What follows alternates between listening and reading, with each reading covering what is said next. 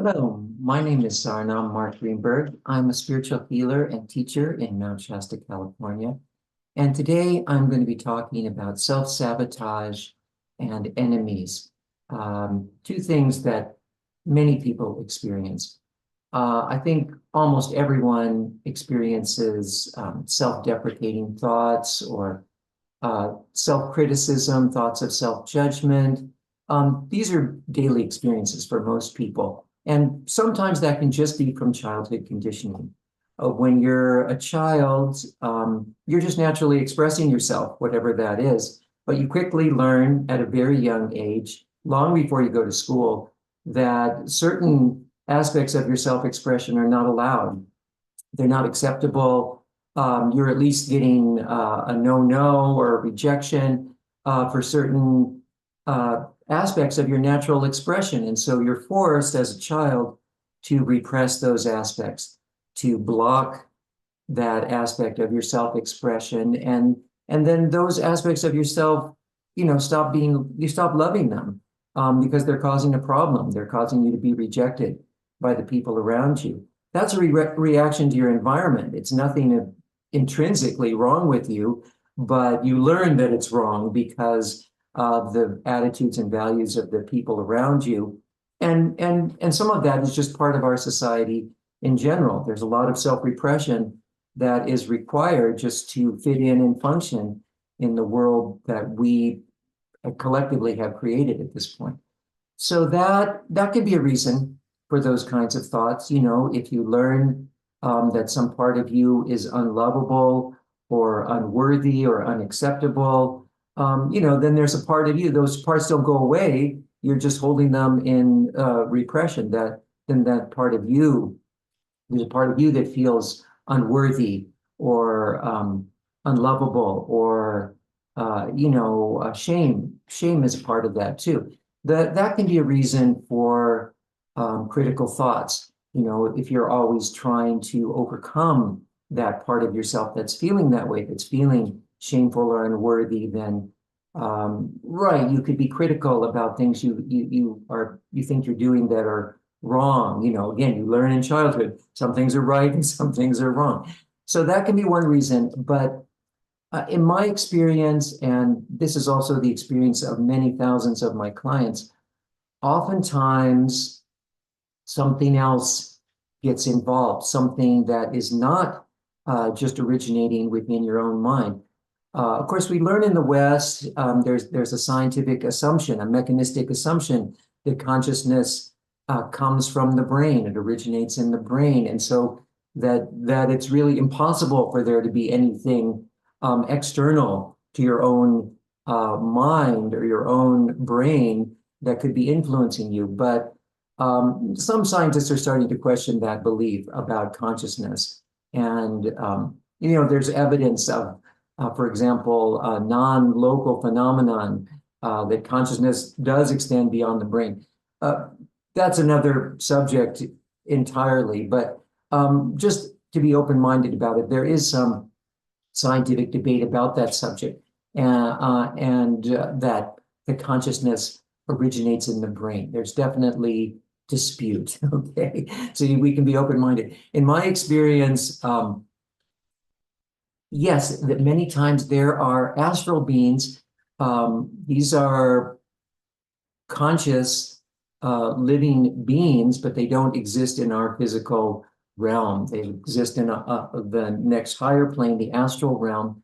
And relative to humans, they are like parasites, parasitic, and but they're feeding on energy. Where humans are eating physical food, they're feeding on energy, and they're latching on, especially to energy that's in a certain frequency range that humans associate with fear and shame. And so they will often attach, they're intelligent, they'll often attach to these kinds of beliefs that have been instilled in childhood and amplify them. So this is actually another voice.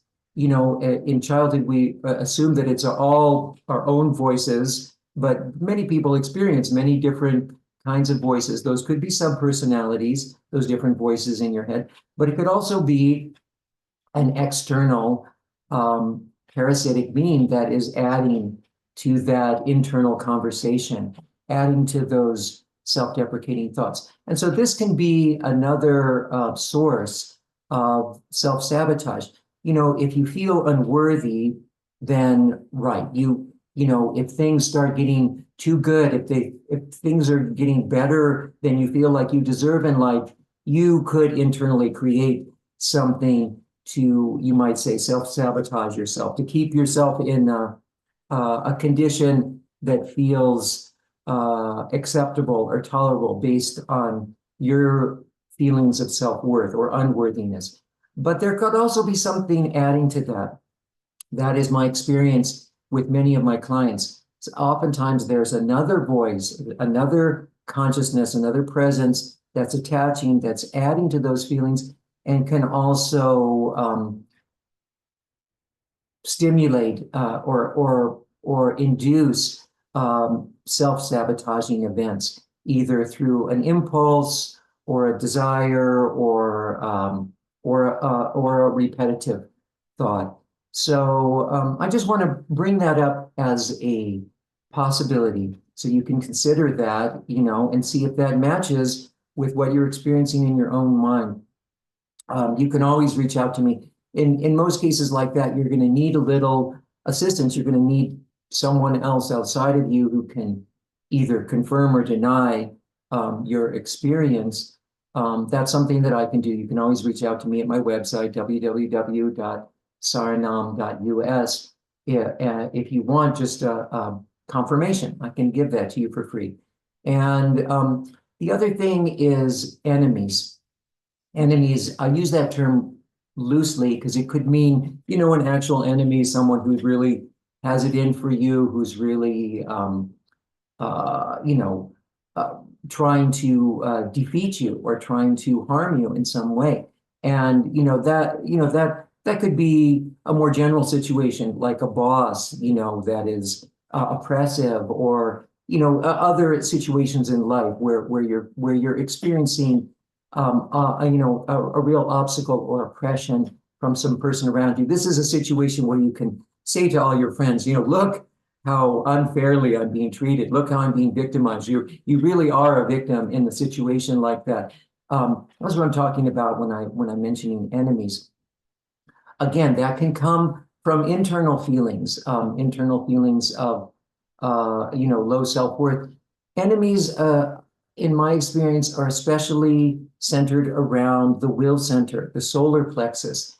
And oftentimes there's and this also can come from childhood, that child conditioning, a subtle program, especially at the back of the solar plexus, that seems to cause you to repeatedly create or attract enemies like this in your life, where you get rid of one, and then here's another situation where you're being treated unfairly, you're being treated badly. At some point, you have to question, is this all coming from outside of me, or is there something inside of me that's attracting it? Generally, I find when there is, it's centered around the solar plexus, a will issue where your will is contracted or even pulled in, and there's kind of a program or an energy attached at the back, especially at the back of the solar plexus, although it can be at the front too, that keeps attracting this kind of adversary or enemy, or somebody opposing you, somebody blocking your will, somebody oppressing you. In other words, where you're repeatedly treated like a victim. Again, this can come from a pattern in childhood where you were treated as a victim, which is often the case for children. Children certainly don't have the same power and authority as the adults around them, and so they have to submit to those external authorities, both the parents and the teachers once they go to school. So it can be just normal childhood conditioning, or again, there can be something attached. A cord can be attached to the solar plexus. That cord can be something that was in the family lineage and attached to you through childhood, or it can be something that attached later through some kind of traumatic incident. In either case, then you have something energetic, again, something outside of your own consciousness that is perpetuating that enemy pattern and showing up in your life in different people, but the pattern is something that's inside of you, that's internal. Again, I just want to bring this up as a possibility so you can consider it. And if you feel like something like that is going on, please reach out to me. I give free assessments all the time, and I can let you know what I see in your field. I can let you know if I see energy structures in your field. Some people have the ability to see that, and I'm one of them. I can see when there are attachments in the chakras, and I can confirm that this is not just inside your own head. There's something else going on that's adding to that. And like I said, sometimes that comes through the family lineage.